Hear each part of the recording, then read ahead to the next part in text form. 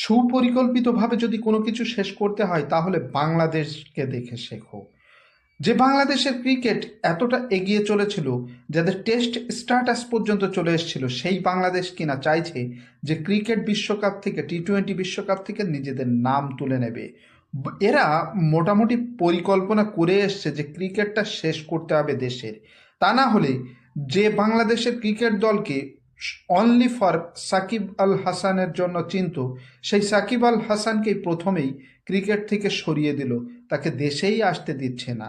তার বিরুদ্ধে যে অনাচার হচ্ছে সেটা অনাচার নয়, কিন্তু তাদের দলের নাকি প্লেয়াররা আমাদের ভারতে আসলে তাদের নাকি সুরক্ষা দিতে পারবে না। আরে ভারতে 140 কোটি লোককে সুরক্ষা দিচ্ছে, আর আপনাদের ওই 11টা প্লেয়ার, ওদের সুরক্ষা এমনিতেই হয়ে যেত।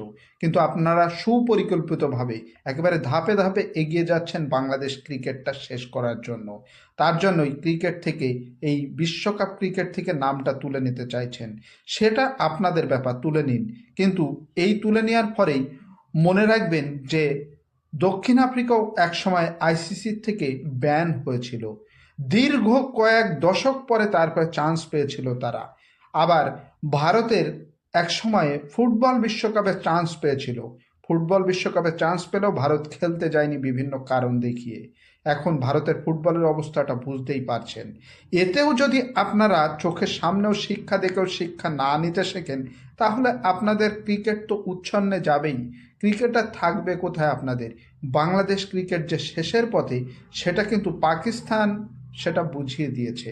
এই যে ভোটাভুটি হয়েছিল 14-2, মানে 14টা দল কিন্তু চাইছিল যেটা, আর বাংলাদেশের পক্ষে দুজন ভোট দিয়েছে। বাংলাদেশ নিজে একটা, আর একটা অন্য দেশ আছে, বুঝতেই পারছেন কোন দেশ হবে।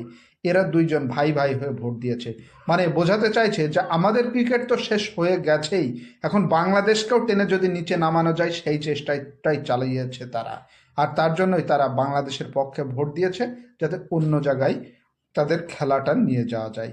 আসলে বাংলাদেশ এখান থেকে সরে গেলেই, ক্রিকেট থেকে সরে গেলেই, ওখানে জায়গাটা কিন্তু স্কটল্যান্ডের জন্য পাকাপাকি হয়ে যাবে।